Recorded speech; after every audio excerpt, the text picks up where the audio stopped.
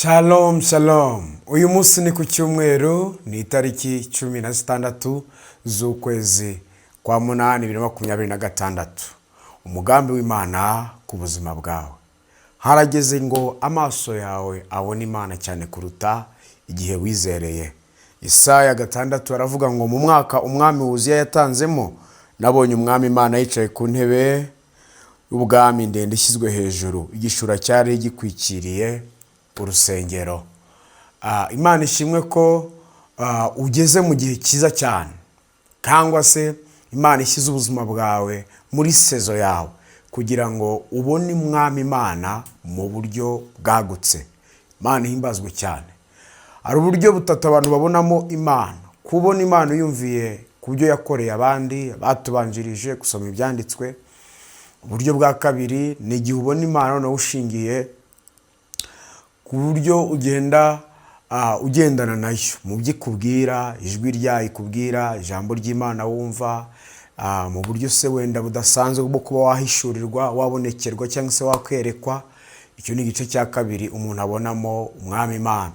Ariko hari ikindi gice cya gatatu kandi kiryoha cyane, kubonera Imana mu mwuzuro w'ibyo yavuze ndetse n'ibyo yakoze ku buzima bwawe. Kamvuge ngo kubona Imana mu gihe imvugo y'Imana yahindutse ishimwe mu buryo bugaragara.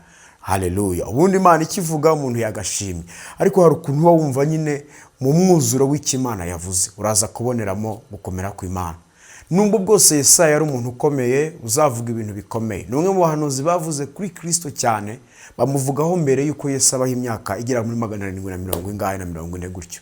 Yahanuye mbere, avuga ibintu byinshi, avuga ku mibyimba yiwe, avuga uburyo igihano kizahesha abantu amahoro kizaba kiri kuri we, avuga uburyo ibicumuro byacu ari byo azacumitirwa, abivuga nk'aho byabaye kandi bigifite imyaka irenga 700 imbere kugira ngo bizuzure. Rero kugira ngo uyu mugabo ahure n'Imana byamusabye ko habaho igicaniro cy'ikiriyo ku buzima bw'umuntu witwaga Uziya. Uziya yari umwami, yari umutware, yari umunyembaraga, yari umunyamaboko, ariko igicucucucu cya Uziya cyakingirizaga icyoro cy'Imana Yesaya ntakibone mu mwuzuro wacyo.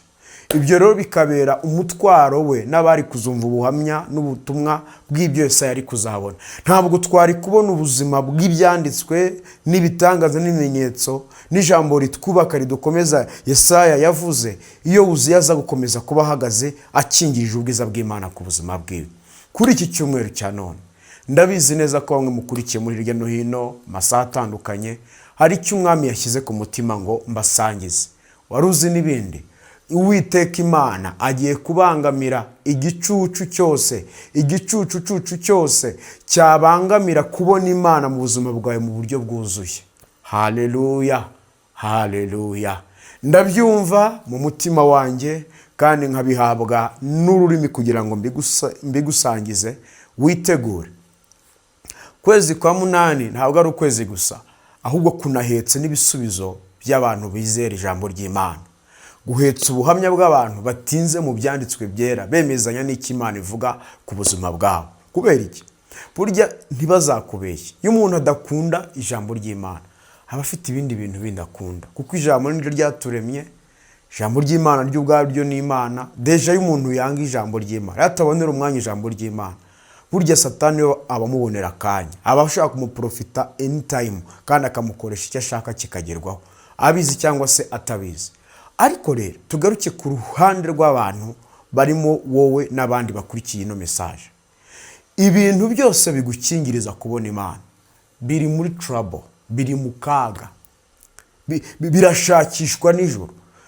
Ntabwo mpamya ko biza gusaba wowe ngo bishakishe cyane ubishyiremo imbaraga, ahubwo Imana nyiribihe, Imana igena umugisha, Imana ivuga ijambo izi uburyo rizasohora, iyo irashyiraho ubushobozi bwayo bwinshi, irashyiraho imbaraga zayo nyinshi kugira ngo zibogamire ikintu cyose cyari kwitambika ishimwe ryawe. Kuko Uziya amaze gutanga, umwami Uziya amaze gutanga, amaze gupfa, mu kiriyo cyiwe bitaranarangira bikiri bibisi, Yesaya vision yo yabaye clear, yereko rye ryabaye rizima.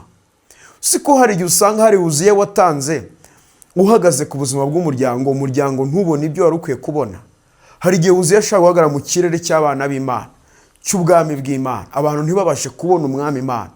Ariko iyo bategerereje mu nzira nyayo kandi bakaguma mu nzira bayoborwa n'umwuka w'Imana, ntabwo bijya bimara kabiri. Imana iriho iratanga amakuru y'ihumure, amakuru y'imbaraga. Uzi yashobora kuba ari ikintu runaka nawe ubwawe ubizi neza ko kikubangamira kabisa, uvuga uti ibi bintu birambangamira pe. Uretse no kuba byabangamira Imana, nanjye ubwanjye birambangamira. Uretse no kuba wenda byababaza abandi, nanjye ubwanjye birambabaza kuba mbayeho ubu buzima, kuba ngikora ibintu ibi n'ibi, kuba ngica mu bintu ibi n'ibi. Uburwayi bwanjye uretse kuba bumbabaza, n'abanzi n'abankunda bababazwa nabwo. Wari ubizi se ko hari igihe ugira ikibazo cy'uburwayi koko nyine ntawakumva uburibwe nkawe, ariko ugasanga hari abandi nabo bahangayitse mu mwanya wawe kubera icyo bisaba kugira ngo ukire, kubera ko babona nturi wa wundi wari uriwe mbere y'uko urwara. Abo bantu bose rero harageze ngo bikoranye bahurire hamwe bavuge ngo Uwiteka yadukoreye ibikomeye.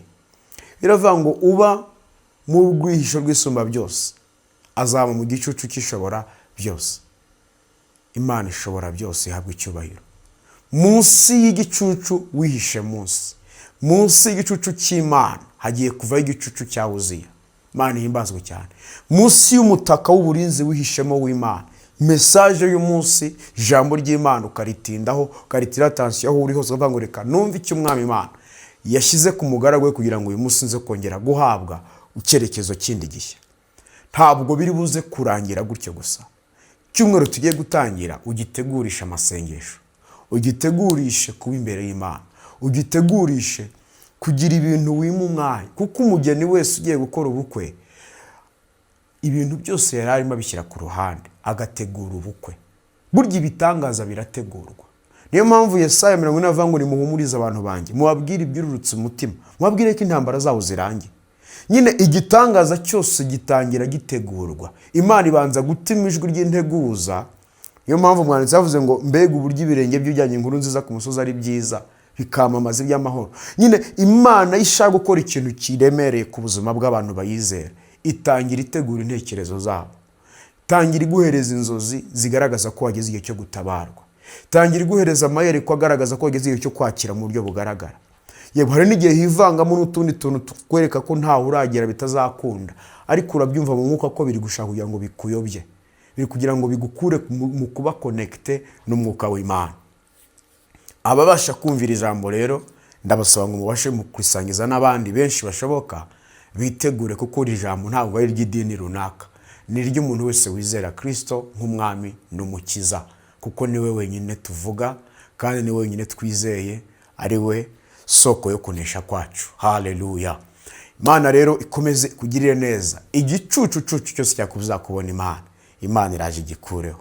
Ntabwo nzi uwagitezaga, ntabwo nzi inkomoko yacyo, sinzi intandaro yacyo, ariko biravuga ngo icyoro cyanjye ntabwo nzagihundi. Hari abantu bihaye icyoro cy'Imana ku buzima bw'abantu, ugasanga umuntu arahagurutse asa naho afite ijambo rya nyuma ku buzima bwawe, ariko nta muntu wagira ijambo rya nyuma ku buzima bwawe. Burya ubuzima bw'umuntu buca mu nzira nyinshi zitandukanye, ariko hari inzira yitwa igitangaza Imana yarateganyije ko buzasohokeramo. Imana ihimbazwe cyane. Benshi bagiye bagira igihe bakumva bacitse intege, ariko ikindi gihe kugira ngo wongere wambara imbaraga, ongera wambara imbaraga. Nibutse ya ndirimbo Imana yaduhaye ivuga ngo nawe igihe cyawe ni iki, ube mu cy'Imana yavuze. Ibitangaza birategurwa. Umubyeyi ugiye kubyara naho itariki ziba zagize arategurwa, baramutegura, bakagura imyenda umwana bazamushyiramo, aho umwana bazamuryamisha, icyumba umubyeyi azaryamamo avuye kubyara, ibyo umubyeyi azarya bijyanye n'ibikeneye kugira ngo abashe kurikavaringa vuba, abone amashereka. Ibitangaza birategurwa. Abantu benshi twasenga, ariko umutima usaba n'umutima wakira biratandukanye, gusa biva indimwe. Umutima usaba n'umutima wakira icyo wasabye biratandukanye. Iyo ugumanye umutima usaba mu gihe cyo kwakira, uhusha igitangaza. Ni nayo mpamvu natangiye mbabwira ngo bisaba ngo umenye ibihe ugezemo ari ibi. Are you ready? Haleluya. Icyanyuma nasoreza, ibintu ntabwo bigiye gukorwa no gukiranuka kwawe, ntibigiye gukunda kubera imirimo yawe, ntibigiye gukunda kubera ikindi, bigiye gukunda juste kuko wabyizeye. Kubyumva ukabyizera birakwinjiza muri uwo murongo, birakwinjiza muri izo mbaraga, birakuvana mu ntege nkeya, birakuvana mu bwoba. Ushobora no kuba ari ubwa mbere wumvishije ino mesaje, ariko uyumve nk'aho ariyo wari ukeneye kugira ngo ugere aho Imana ivuga. Kandi koko nuyizera gutyo, kuko ariko Imana yayiduhaye, iraguterura igushyire ku musozi w'amashimwe. Kimwe mu bindi bintu bijya bintangaza ku Mana, ngo abantu bose barakoze, ngo bamwe batangira mu gitondo bakora, ngo abandi baza nimugoroba, ngo ariko ugiye guhemba, agiye guhemba bose abahemba kimwe. Abaje mbere bararekarama, kuki twaje mbere tugahembwa nk'abari? Nyine ku Mana bibaho ko umuntu ashaka kugera ahantu nyuma y'abandi, ariko yahagera ugasanga yamenye byinshi, yahawe umugisha cyane, yazamutse atumbagira vuba cyane, kuko ntiyumvishe gusa, ntiyumvishe nk'aho arimo kugira ngo atatona amahirwe yumve, ahubwo yumvishe nk'umuntu wari ukeneye iryo jambo. Haleluya. Mwami Imana, ndagushimira ko ushyize imbere yacu ubuzima bw'umugisha, ubuzima bw'ubuhamya, ubuzima bw'amashimwe, ubuzima bw'ibitangaza. Ndashima kubwo abera bawe bakurikiye mesaje y'umunsi, umugambi Imana ku buzima bwabo, aho baherereye hose ku isi yose bagubwe neza. Mwami, binjizwe muri no sezo yawe, sezo yo gukira, sezo yo gukomera, sezo yo guhemburwa, sezo yo kubona ubwiza bwawe, kubona imirimo yawe, kubona ibitangaza byawe. Kandi natuye n'umugisha kuri aba bose bakunze wa mesaje, bagira n'umwanya bagasangiza abandi. Ndatura n'umugisha kubo tubana ku gicaniro, mu izina ry'Umwami Yesu Kristo, amen. Karibu ku gicaniro uyu munsi wa none ku itariki ya 16 turaza gutangira igicaniro cyacu cy'ubuhamya saa 11 zuzuye. So rero ntuze kubura, uze kubana natwe, twongeyeho twajeho imbere isaha imwe uyu munsi. Uze kugerageza rero uboneke tubane, uryame kare, kuko gusenga nabyo birategurwa. By the way, ibintu byose birategurwa, ntago biba ari ugutatona, bisaba ngo bitegure unabisengere. Imana nayo irabibona, ibona effort wakoze, kandi byose bitangira umugisha. Niba mwarimu yita ku kantu kose wakoze, ibyo wasubije, umukono, kiritire yawe, minota wakoresheje usubiza, niba mwarimu yita kuri ibyo, n'Imana izi kumenya ngo uriya muntu ese ibintu abamo ajya byitegura, akamenya ngo ngiye kuba mu mwanya uyu n'uyu. Amen. Kuko n'akazi k'abantu turagategura, n'ibindi bikorwa bitandukanye turabitegura, ku mashuri dutegura amasomo, nuko rero n'iby'umwuka byo bigomba no kurushaho kuruta ibindi bintu byose. Sawa, be blessed. Amen.